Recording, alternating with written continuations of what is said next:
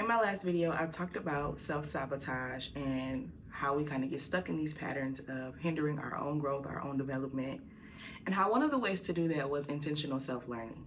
I want to talk a little bit more about what that fancy word means. Let's talk about it.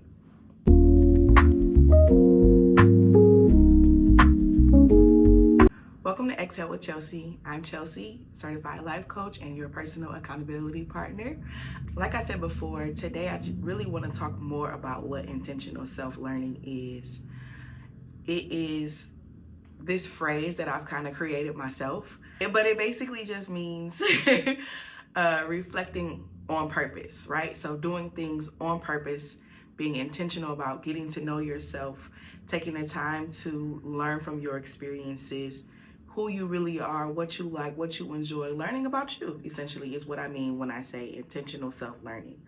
And you do intentional self-learning by setting aside the time, right? That's the intentional part. I'm going to take 30 minutes out of my day. I'm going to have this day every week or this specific day each month to sit with myself and figure this out. And then it requires you to engage in some kind of activity that one allows you to focus. We do so many things that take our attention away from ourselves, or where we are always like focused on like work or school or our children or our family, things that are unrelated to ourselves and what we want to do or what we feel purpose for or what our dreams are. And so we don't always get a chance to see how we've been processing things or how we're hearing things or what we need. So an activity that quiets your mind. So that's usually something like journaling, painting, drawing, cleaning. I personally am quietest up here when I'm washing the dishes. Yoga, exercise, meditation, fishing, anything that you can think of that's a quiet hobby, something where you can hear your thoughts clearly. That's where your intention is going to come in. Me personally, I chose journaling. I feel like I've always journaled. I used to have a video up where I talked a whole lot about journaling, but it's something that I've always done. Thinking back to those fluffy lock and key journals that used to be at the Scholastic Book Fair. Yeah, I used to always want one. Just to kind of like talk about things that are happening in your mind, like just being reflective. That's what works for me in journaling. But I always knew, well, I won't say I knew it worked for me for sure when I got to college. In college, I was, of course, an English and creative writing major, so I was writing all the time. And when I went through a big breakup, just realizing what relationships was and how some things are like too far-fetched and like dreaming, and just coming to that realization as a young adult, I wrote letters. I wrote poetry. I was already writing nonfiction in class and fiction in class. And so those were my outlets to really figure out what was happening up here and to process my thoughts, whether it was rewriting my life as a story, asking myself hard questions in my writing, or using writing prompts from my teachers. Like, that was how I knew it was working for me, because I was feeling better after it. Like, I would share with my class and they'd be like, oh, that's so profound, that's so deep, that's so thoughtful. Like, it would be things that encouraged other people because it first encouraged me. So that's how I knew for sure when journaling was my intentional self-care. Like, that's when I knew that it was something that was working for me and helping me process life. So whatever you decide to choose, let it be natural to you. Don't go and say, I'm going to meditate 3 times a week when you know that's not something that you normally do. Now, I'm not saying don't try meditation, because meditation is incredible. But if you already have that thing in your routine where you have your quiet time, whether that's sitting in the sauna after a workout, or if you practice yoga or stretching before or after bed, if you are drawing every day or painting every day, something where you are already like having those quiet moments to yourself. It can be in the shower. Take that time to ask yourself the necessary questions and try to experience a little bit of relief in that moment. Yes, you can have relief from the noise and the everyday chaos of life, but you also want to have a little bit of relief from your thoughts and from the things that you've been constantly processing in the back of your mind. So figure out your activity, whether it's drawing, writing, painting, whatever. We already went through a list of those things. Figure out your activity and then set aside the time. Like I said, the intentional part comes from actually planning to do this. So I encourage people to make it simple for themselves, which is why I said choose something that you're already doing. If you're already coloring to wind down after work, go ahead and make it intentional and start asking yourself necessary questions. Go ahead and add to your sauna visit, okay, Chelsea, how are you feeling right now?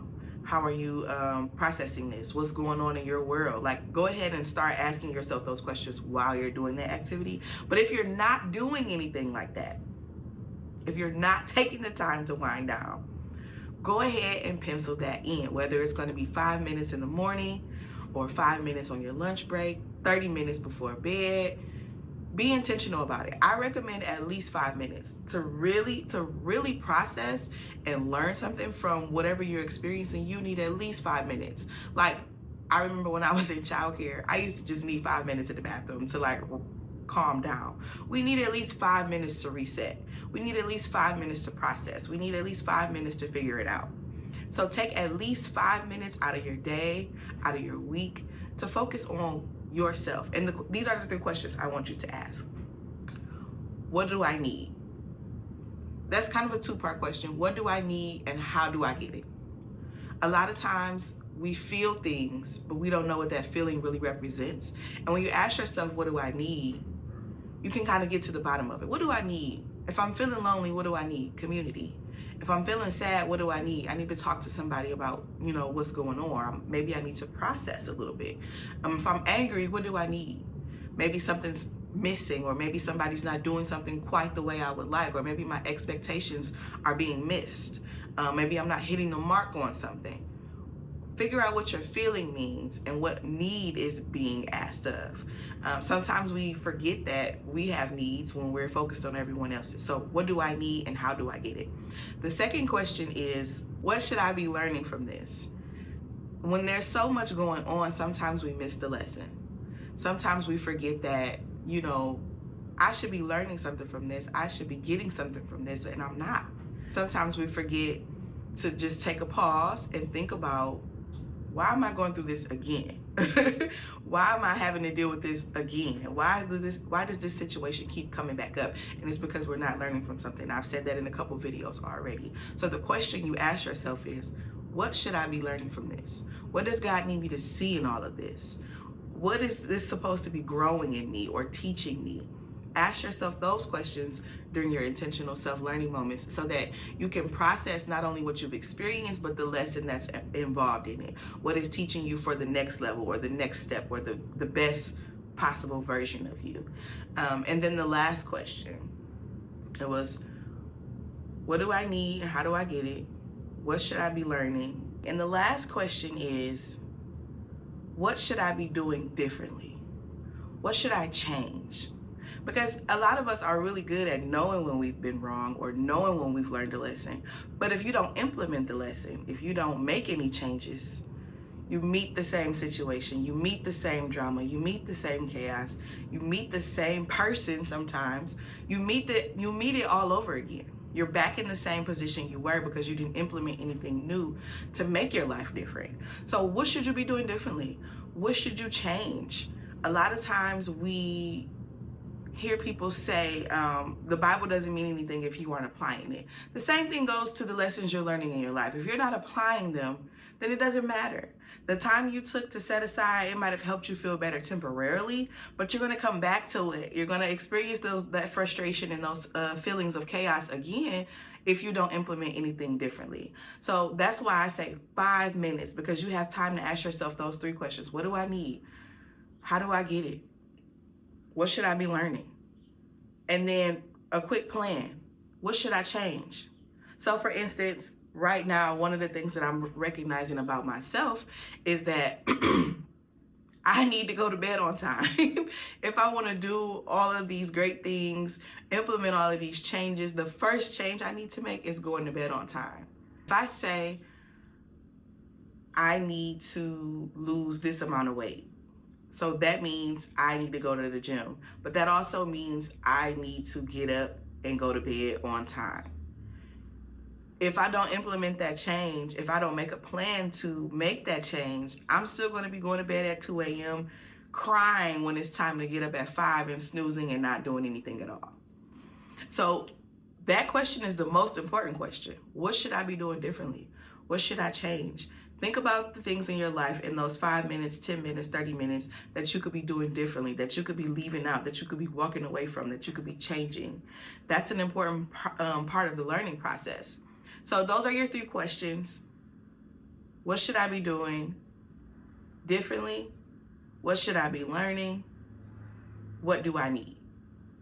Every time you set aside those 5 to 10 minutes and you are being intentional about loving yourself and being mindful of the things that you have going on and processing the things that you have going on in your life, those are the 3 things I want you to pinpoint. Again, what do I need? What should I be learning? And what should I be changing? Those 3 questions will put you on track for where you want to be instead of keeping you stuck in a pattern of constantly facing the same things, the same struggles, the same people who shouldn't be in your life, the same actions, the same behaviors. It's going to keep you from being in those situations and put you on track towards your destiny, towards what's good for you, towards what's the best for you, towards the vision that you have. So that's my little TED Talk for today. Be intentional about learning who you are and what you need and what you should change. Be intentional about what's in front of you in the mirror.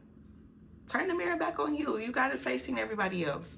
Look at yourself and figure out what it is that you need, what it is that you should be learning, and what it is that you need to process in order to change and be better.